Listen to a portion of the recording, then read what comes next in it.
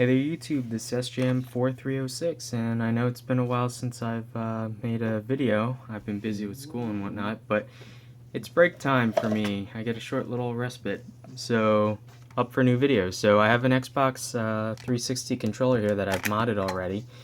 I've done a partial shell change with this translucent blue to make essentially an R2-D2 themed controller here, and I really like the way that I've done some of the accents and whatnot, but it's not overly done. However, the LEDs are still green, so I shall amend that. I have some blue LEDs I pulled from an old broken cell phone, so I'm going to take you guys through how exactly to open this guy up and do the modification. So there's a couple of Torx screws, 6 in fact, along the perimeter here. Let me bring that up. And so these are security screws, so what you'll need to do is take a tiny flat screwdriver and break off the center pin there if you don't have a security bit. Because once you do that, you can use a standard Torx bit, which is what I will do right now. So let me see what the correct size should be. Let's see if this fits. Too small. See if this fits. Just right. Okay. So once you break off the center tabs, you can just use a standard Torx bit. This guy is a T8. Also, you can get away with, if you get a flat blade screwdriver, if you get just the right size, you can wedge it in there and very carefully open it. But I'd suggest, if you're going to be opening and servicing these controllers, just break off the tabs. So let's get these open. Actually, yeah, there's 7. There's one under a sticker under here, but I removed the sticker already to do the case mod.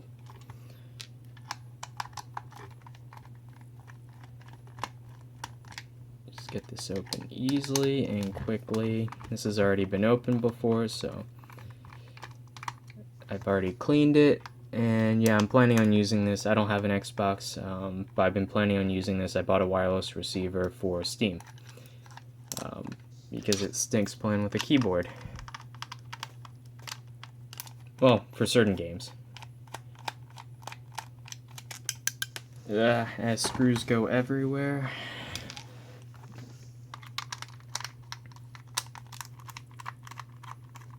So yeah. I thought about doing some more LED mods of white LEDs under each of the buttons to make them glow and whatnot, but I thought that might be too much, and also battery life would take a serious hit then. So, to open this guy up, just kind of go around the edge here. And there she comes apart. So, what I'm going to do is remove this bottom bezel. I can set aside this top piece carefully so that I don't lose all the buttons. And what I'm interested in is this main board here. And these motors luckily are on sockets, so I'm going to remove them. So left, right, okay, then I just have this portion here. So the LEDs are these little guys here, 4 of them. I guess to be safe, I'll remove the thumbsticks. These just pull out. Okay. Yeah, so I need to desolder these, but before I do so, I'd like to check the polarity. LEDs are unidirectional in terms of their conduction, so if you get them in backwards, it won't damage anything, it just won't light. So I have a multimeter set on continuity. There we go. And let's see if they light up a little bit. I don't know the forward voltage of these LEDs, so it might not be enough. I think, yeah. Okay, yeah, I'm gonna have to get battery. So, next easiest way of checking polarity of a LED, if you use a CR 2032, or what is this, 2025, a small 3-volt lithium cell, you can easily check polarity by just taking two probes, putting positive to positive, negative to negative. The internal series resistance of this battery is pretty high, so that'll enable me to not need a resistor in there. So then I should be able to touch, and it should glow in one of the directions. Yeah, there we go. So then I know this bottom one's positive. So what I would suggest now is taking a permanent marker, if I can find one, and marking said polarity. I'll just put a positive, or a dot rather, by the positive.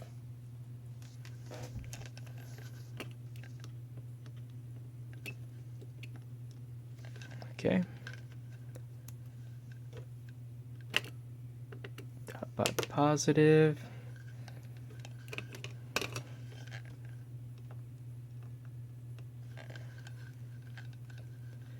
Okay, it looks like luckily they all go kind of in the same direction.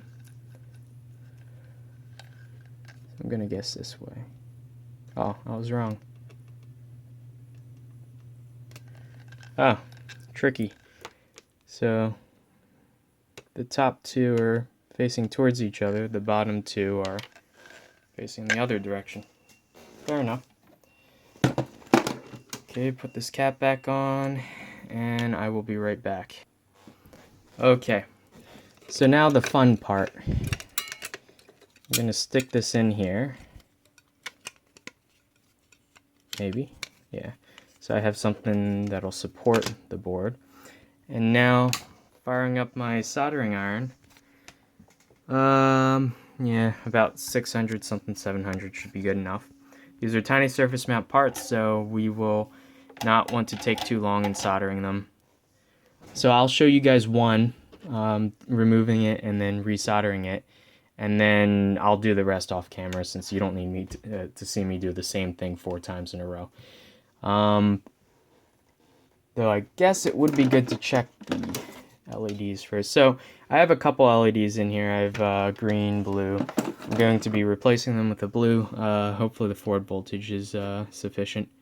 Pretty sure I've seen other people do this, so it should be fine. Okay, my iron is up to temp. So let's remove an LED. Let me see, maybe I can zoom in.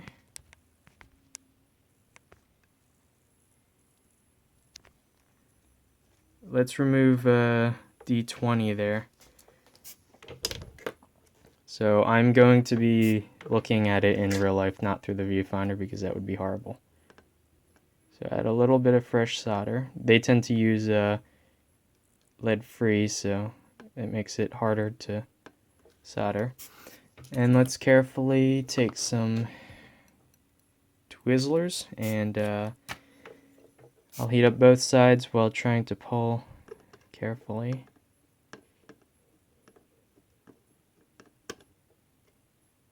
Oh, okay, well that destroyed the LED. Yeah, these LEDs are pretty temperature sensitive.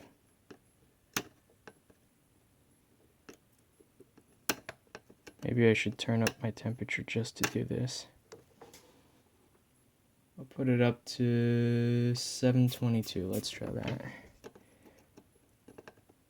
Yeah, that LED is just absolutely gone. There we go.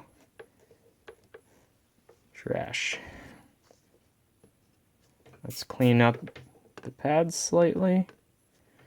I would advise, if you have some flux, putting some on. And additionally, I scratched the pad a little bit. Additionally, some desoldering braid if you want to clean up the pad before you add a new LED. Probably not strictly necessary though. But yeah. Oh, can go even closer. Nice. So yeah. So next, I'm going to grab one of the LEDs. Let's zoom out. And I will test what the color is and what the polarity is. Yeah, the markings on the LEDs, they are marked usually, but they're so tiny that I can oftentimes not actually see them. Let's see what is what. That's green.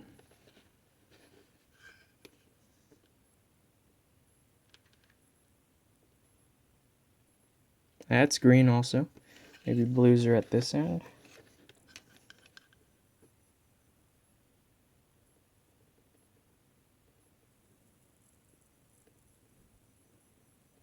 No, nothing.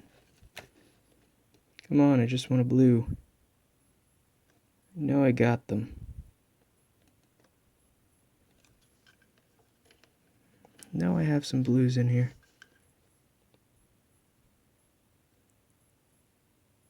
Green. Where are all my blues? Yep, okay. This guy's a blue. So, positive on the left there. Okay. Positive on the left, remember that. So I put the dot on the left now, so all I have to do is drop it down there. Let's zoom back in. Yeah, I know, I really need like a legitimate soldering microscope, but this is all I got, so oh well. So let me take this. Hopefully, yeah, I'm in shot. One pad down. Move it over. Let's see, where the heck am I? Too zoomed in. Okay. So I did the left pad while holding it. Let's try and do the right. Okay. Just to be safe, I'll put a little more solder on there.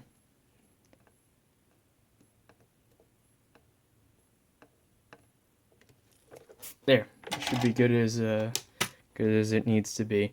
So, let me grab some batteries and let's test it out. Okay. So, got some batteries in here. Let's just press the button.